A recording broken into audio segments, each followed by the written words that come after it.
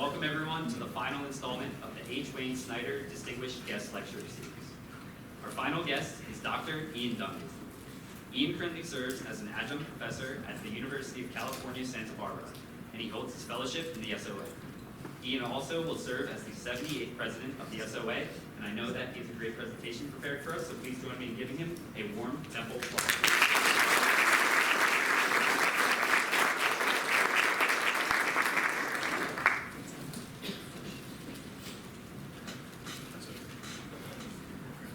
Let me just test. Can you hear this?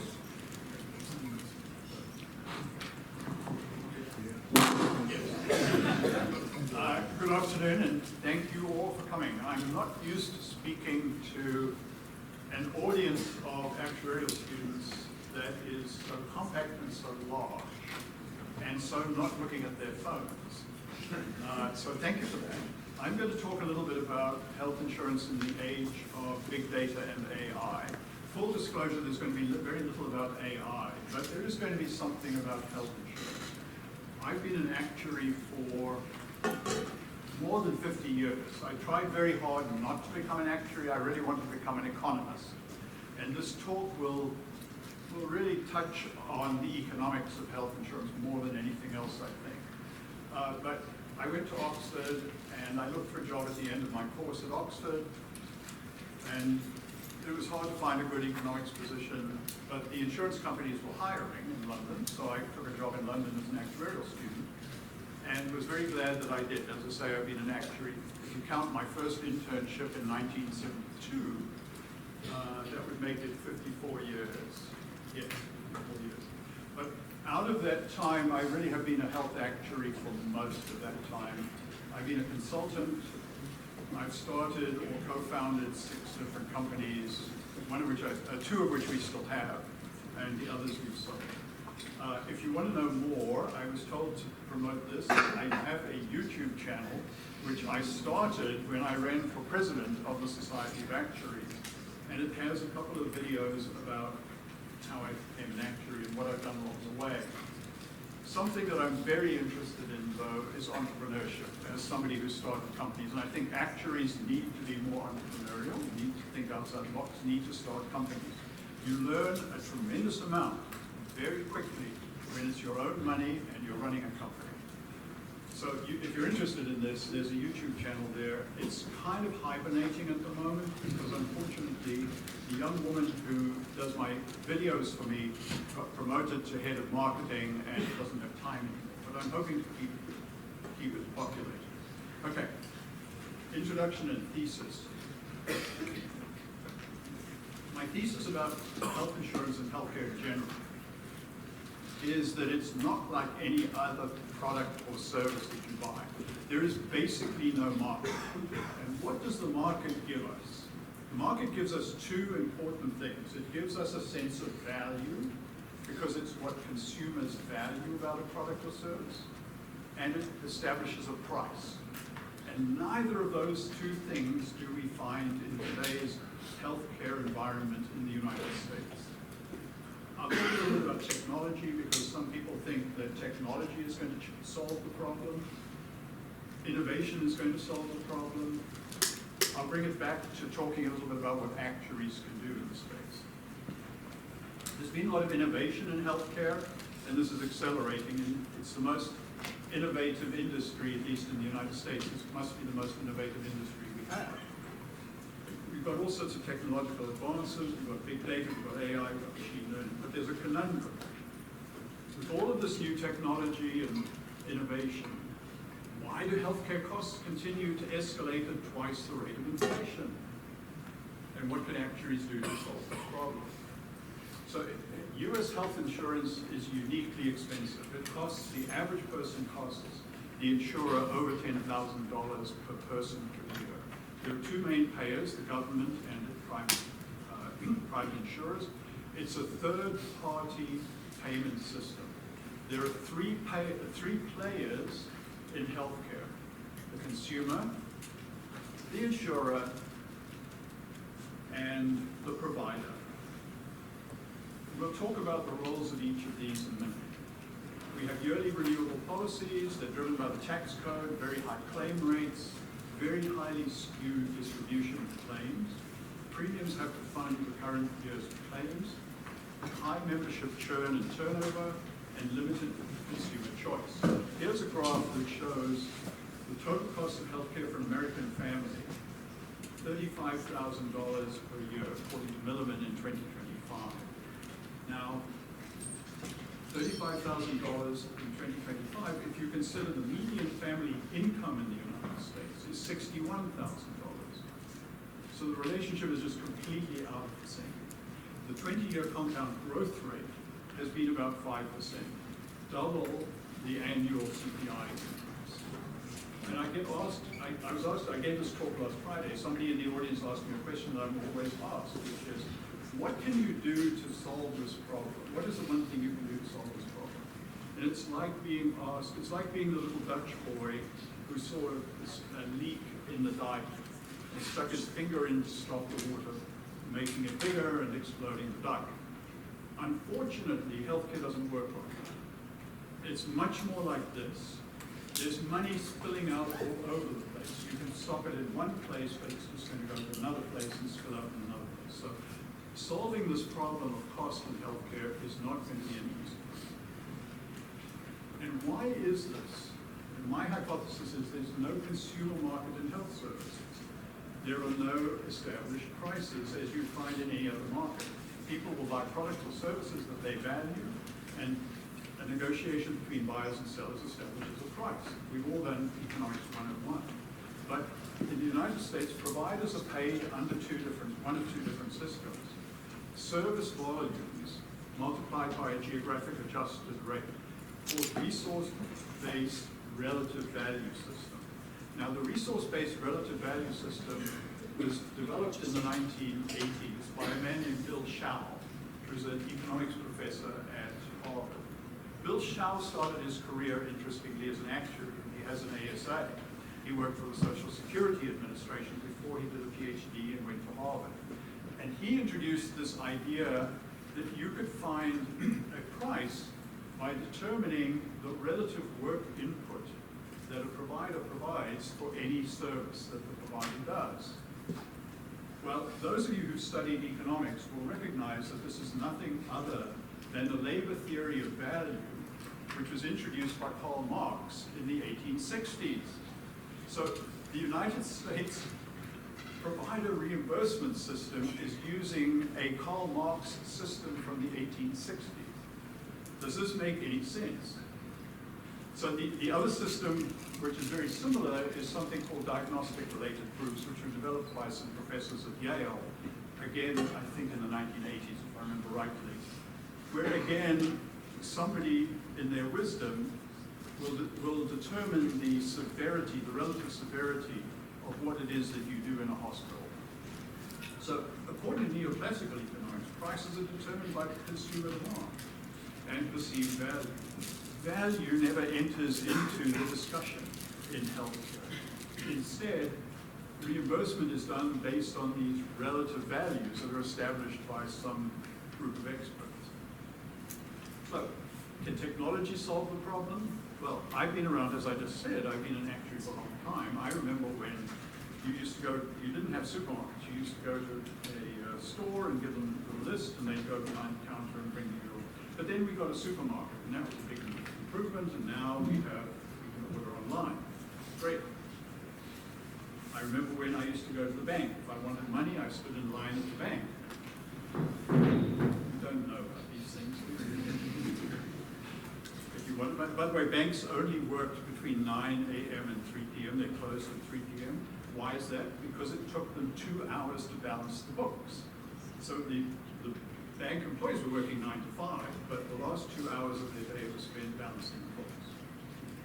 Well, then we got the ATM, and now we have Venmo and all sorts of other electronic things. I don't remember a telephone like that, but I do remember one like this. And of course, I miss my BlackBerry, and there's my iPhone. So data and technology have transformed businesses. They've disrupted businesses and transformed businesses. What do these things have in common? Through data and technology, activity is transferred to the consumer. You no longer have that person standing behind the counter of the bank, the store, whatever. Instead, you're doing it with the aid of some device.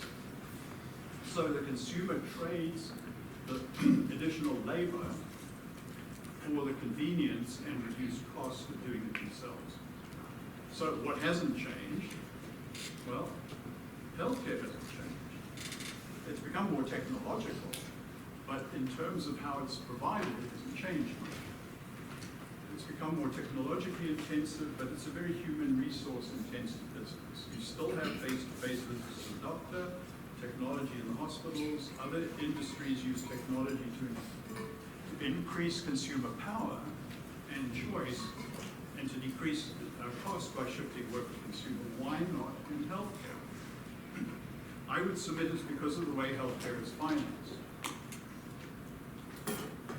It's either financed by large insurance companies, for example in the US, or by national health systems. In both cases, decisions are made for the consumer, not by the consumer. So the traditional market mechanism by which you determine the value of a service or a good is removed from you, and instead somebody else is doing that and determining the price using something like the relative value system. So there's a mixed record of innovation in healthcare. I'll skip through this part because not all technology startups are successful. There's a graveyard of unsuccessful startups. Access to investment has led to developments that improve health and extend life, but at what cost? Healthcare at the point of delivery remains very human resource intensive. Opportunities exist to reduce patient costs, but this is difficult. And some of my companies that I've built have combined predictive analytics with evaluation of healthcare interventions in order to try to determine where there is value, because it's very easy for startups to make a case, to make a pitch, to say, we can do X, Y, Z, and we can improve the patient experience, but at what cost? And does it reduce costs? Clearly it doesn't, otherwise we wouldn't be seeing healthcare inflation twice the rate of regular inflation. I'll skip through this. Oh, this is one of my favorites at the moment. I wrote a paper a couple of years ago on GLP-1 drugs, which you will know about. GLP-1 drugs are an interesting case. They're developed originally by Novo Nordisk and then by Lilly. They sell at a list price of about $14,000 per patient per year. Now, the United States, it's projected by 2030 that half the American population will be obese. So you have 150 million people, and this is a marketer's dream, 150 million people who could potentially use their product at $14,000 list price per year. What could possibly go wrong? Well, what could go wrong is, of course, we can't afford it. Now, the way that drug markets work, there's a thing called a rebate. So even though the list price may be $14,000, an insurance company is given a rebate, which generally tends to be about 50%. So you can think of the price being around about $7,000. Even at $7,000, this will bankrupt the country if there are 150 million people taking the drug. But what was interesting, because proponents of it's not quite this yet, but it's getting there. Let's just put GLP-1 drugs in the water, and then nobody in the United States will be obese. Not quite there yet, but the proponents make a case that if you slim everybody down, you'll get rid of all these comorbidities, all these other diseases like heart disease and diabetes and so forth that they have. And so it'll pay off in the long run. And so this paper that I did was looking at, okay, can we take a look and see what is the difference in cost per year between somebody, let's take somebody who has, I don't know, diabetes. Somebody who has diabetes, and obesity begins at around about, do you know what BMI is, body mass index? It's essentially the relationship between your weight and your height. Obesity begins at about a BMI of 30, and then when you get to 40, you become what's used to be called morbidly obese.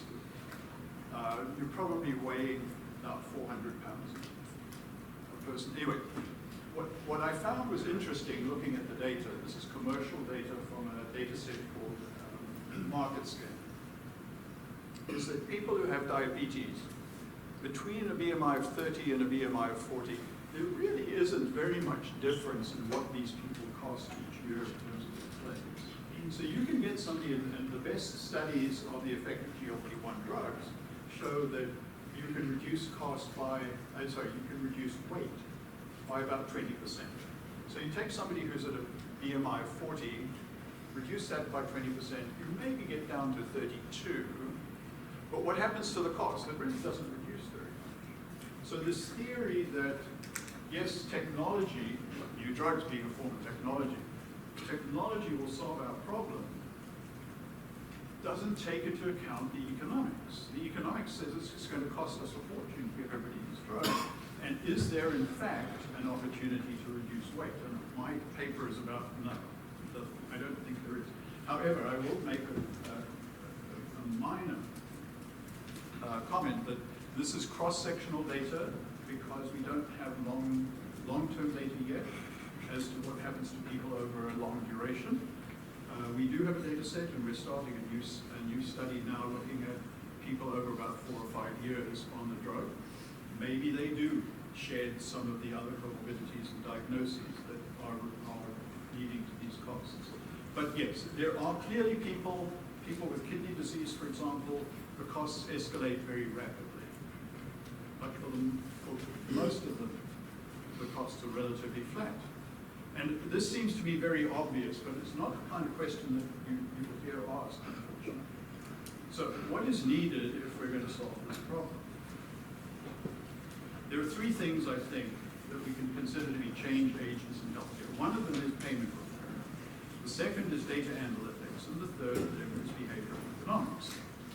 So what about payment repair? There has been a movement, and it began in the 1990s, I think. There's been a movement to involve providers of healthcare services more directly in managing care for a financial outcome. And in the 1990s, we were at one period in time when that line, that cost increase line in healthcare, actually was relatively flat. And we did that because we introduced this thing called an HMO, Health Maintenance Organization. The Health Maintenance Organization kept people's costs down. Unfortunately, from a cost perspective, there was a big push against employees don't like HMOs because they're too restrictive.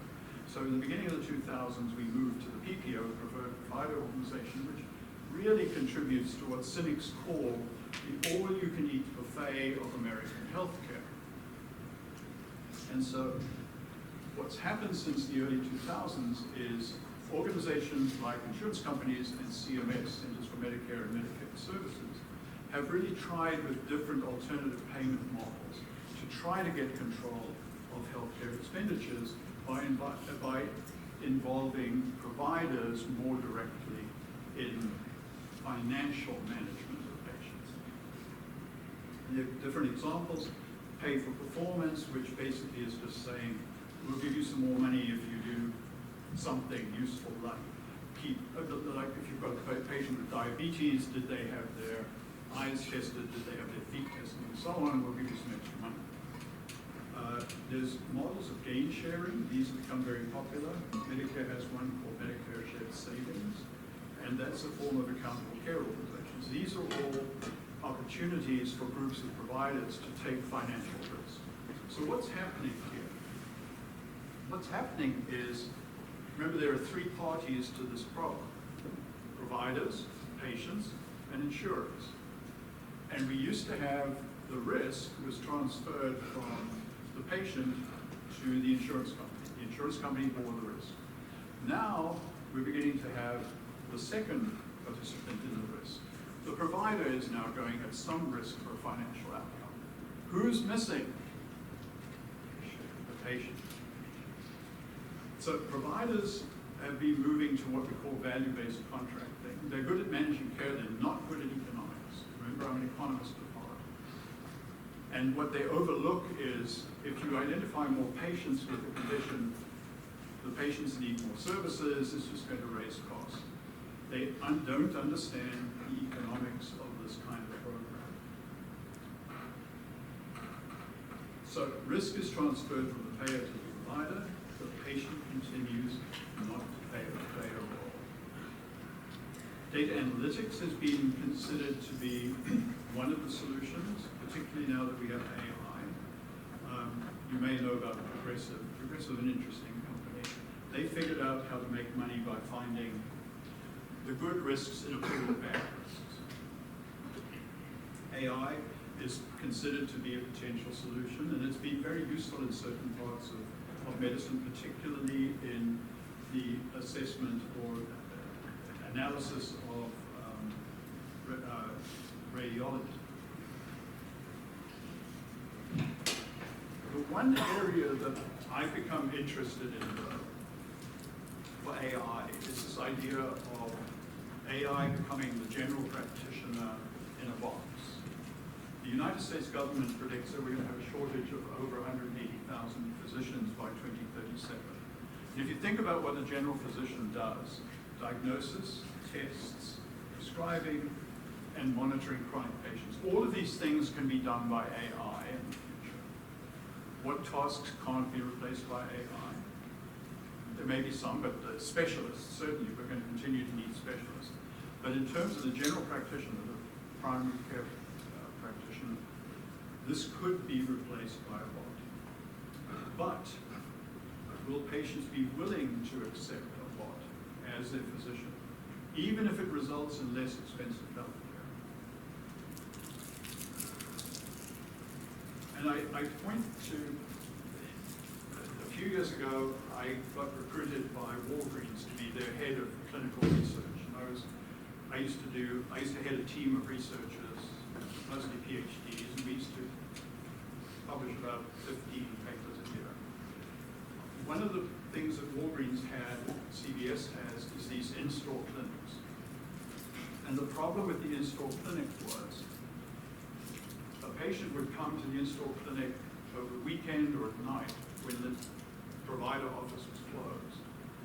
And employers who are paying for these services didn't like this because they thought the patient would come in on Sunday, get prescribed some drug, get diagnosed, whatever, and then on Monday morning make an appointment with their physician and then go through the whole thing all over again. So instead of taking costs out of the system, the clinics were duplicating costs.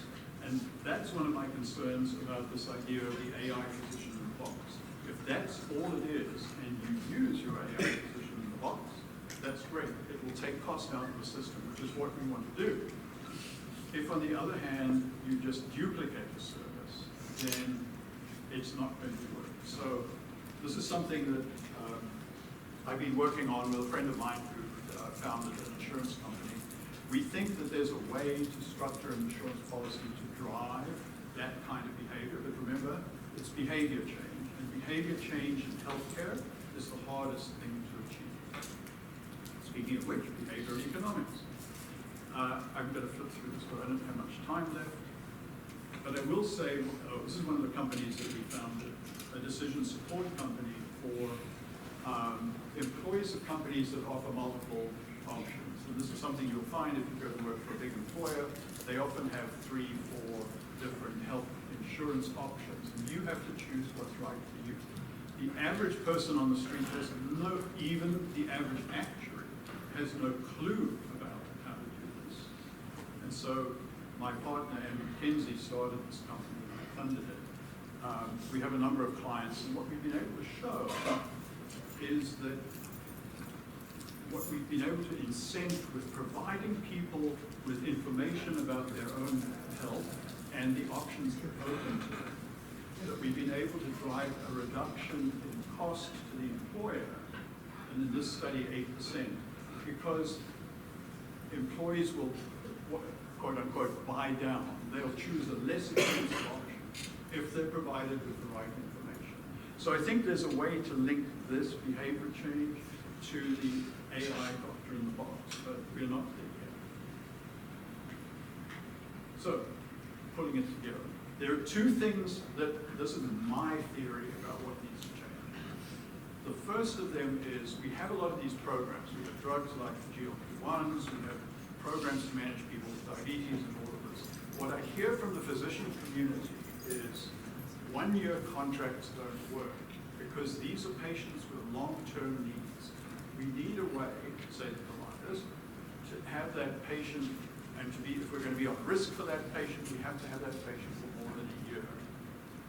But our insurance policies cover a year. Now, there are multi-year insurance policies. Germany has them. In Germany, you basically choose an insurer for life, which may or may not be a good thing, but the point is that they exist.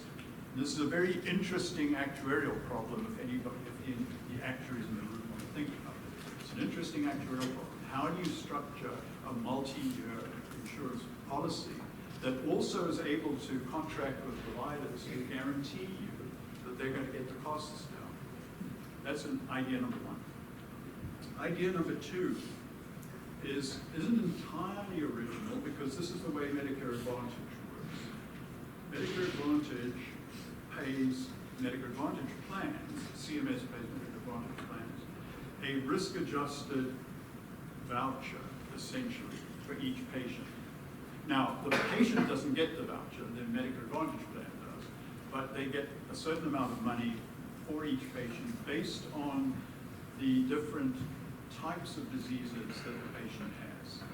And there's a lot about this. If you're interested, I wrote a book about it, which I'm mentioning there, should you be interested.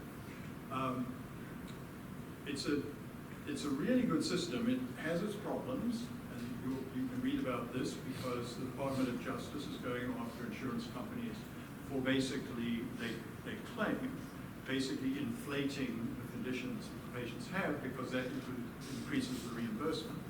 But if you think about it, one way to get the consumer back in, remember there are three and the consumer's not in this, how do you get the consumer back into it? Well, give the consumer a voucher. The government gives them a voucher every year. And you as a consumer, you can take your voucher down the road to United Healthcare or Cigna or Humana and say, I'm here, here's my voucher, take care of me for the rest of the year. Or you could go to your local doctor and say, I can give you a piece of my voucher. I can go to my local hospital and say, here's a piece of my voucher. So there's different ways you can do this. It's going to require a very different way of thinking about structuring healthcare reimbursement. It's going to need a lot of analytics and it's going to need a lot of actuaries. So those of you who are actuaries, think about it. So what do actuaries have to offer? I think the future of health insurance is not assured in the United States. There are about 36,000 members of the Society of Actuaries worldwide, about 30% of those are in Asia. In North America, which is where we have health actuaries, there are about 5,500 health actuaries. There is, in my opinion, a strong pressure politically for the government to take over all of healthcare reimbursement, all of healthcare payment. Private insurance companies would then be out of business. Now, I've consulted in the United Kingdom. I've been a patient of the National Health Service in the United Kingdom, so I'm familiar with how it works and one thing or another. It works well in some ways, it does not work well in other ways. One of the things that's unique about the United States healthcare system is its innovation. If you wanted to start a company to do something smart, like a voucherized insurance company, you could do that. You could go to a venture capital company, a private equity firm, and say, here's my idea, and if they think it's a good idea that has promise, they'll fund you. You can't do that in a nationalized system. So innovation is what the United States has. It also has massive inflation, but we've talked about why. So how can we assure those of us who are health actuaries that we can have a future? Because I think there's a bit of a question mark over whether this might become nationalized. Certainly people have tried in the past and it's been rejected, but with inflation at the rate that it's going now and dissatisfaction with the insurance system being what it is, I'm not sure that it's going to continue in its present form. Actuaries are well positioned, though, to lead in this world. One of them is we know all about payment reform. We know how reimbursement works. We know the different models for payment reform. We are data analysts, and we're beginning to, I think, figure out AI in this market. And we also know something about behavioral economics. So we understand the business and the risk context in which medicine and healthcare operate. And we also comply with ethical and professional safety. So I think actuaries bring a lot to the table when it comes to trying to solve this problem. But it requires a new kind of health actuary with upgraded statistical and clinical knowledge. But fortunately, I think the society and various other bodies are providing educational opportunities to try to bring us to a new level of understanding and a new level of education to try to solve the problem. So, that's my challenge to you. Will you join us in trying to solve this problem, trying to get that rate of inflation down to normal instead of being twice what it is today? So with that, if you have questions, I'm happy to take questions.